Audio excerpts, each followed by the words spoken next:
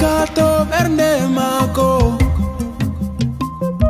Njikato berne mako, olele oao, ya tele male.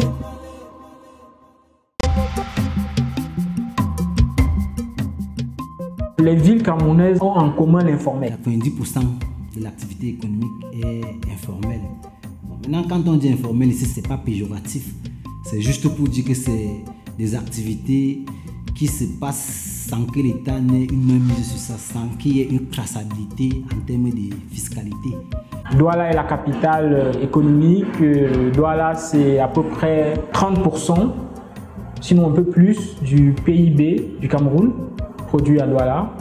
C'est à peu près 60% des emplois formels du secteur privé, 65% des grandes entreprises du Cameroun qui sont installées à Douala. C'est vraiment la ville qui a une vocation économique par excellence au Cameroun.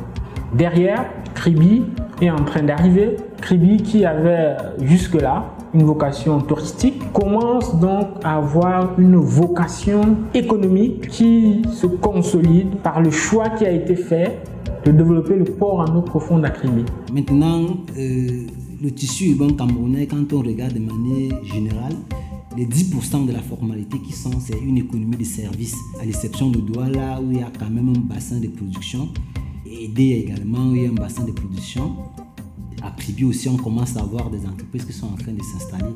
Donc, dans les 10%, il y a justement cette économie formelle. Mais l'économie des villes camerounaises est à l'image de l'économie du Cameroun. Ça veut dire que c'est une économie escravêtie. C'est une économie où on ne produit rien, on consomme tout ce qui est consommé dans nos villes est la plupart du temps importé. Le port de Douala est à peu près 85% en trafic d'exportation et 15% en trafic d'importation. Ça veut dire que tous les territoires que vous verrez sont en fait des territoires de transit des matières premières pour l'évacuation. Donc le moteur économique des villes, c'est l'agriculture, à quelques points essentiels de la petite transformation et puis des grandes industries qui sont installées ça et là. La Sodecoton à Garoua, la Sonara à Limbe, à Lucam à Idéa. Nos villes ne se vendent pas assez, il y a du potentiel dans nos villes et qu'il faut peut-être à partir des instruments de marketing territorial qui est des politiques d'attractivité territoriale pour attirer, n'est-ce pas, des investisseurs. Parce qu'avec la décentralisation, le nouveau code a donné d'énormes compétences aux villes camerounaises. Elles doivent désormais exploiter ces compétences-là, notamment pour qu'elles soient des villes compétitives et qu'elles soient des villes attractives parce qu'il faudra bien attirer des investisseurs. Ici, lorsqu'on parle des investisseurs, ce n'est pas forcément des investisseurs internationaux. Il faudra à un moment donné que nos villes savent se vendre, qu'elles attirent même les investisseurs à l'échelle nationale. Lorsqu'on parle des services qu'une ville doit fournir, donc faciliter la mobilité, apporter de l'énergie, de l'eau, faire un environnement bâti, c'est clair qu'on va impacter son environnement, mais on peut l'impacter positivement comme on peut aussi l'impacter négativement. J'aimerais parler de quelques piliers. Par exemple, la gestion des ordures ou bien la gestion des déchets. Au Cameroun, la ville, par exemple, de Yaoundé produit environ 400 000 tonnes de déchets par an.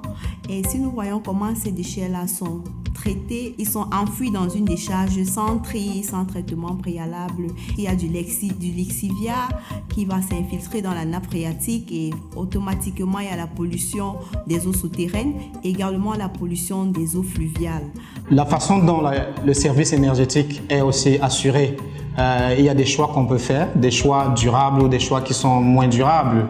Il faut apporter suffisamment d'efficacité énergétique aussi pour réussir à diminuer l'impact parce qu'on sait que lorsque on détruit la nature pour construire, on a un impact négatif.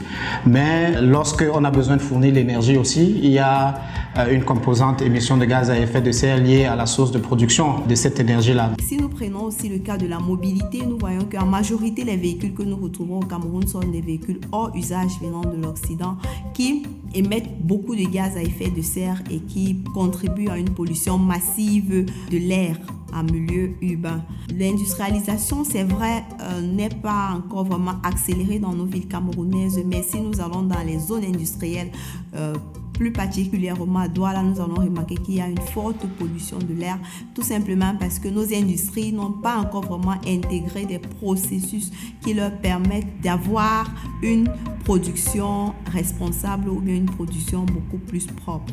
En fonction des choix qui sont faits pour remplir chacun des services dont les populations ont besoin, on peut positivement ou négativement impacter son environnement. Donc, d'où les choix qui sont portés vers du green, que ce soit dans l'habitat, que ce soit dans la mobilité, les services énergétiques ou de l'eau, par exemple. Ikato berne mako.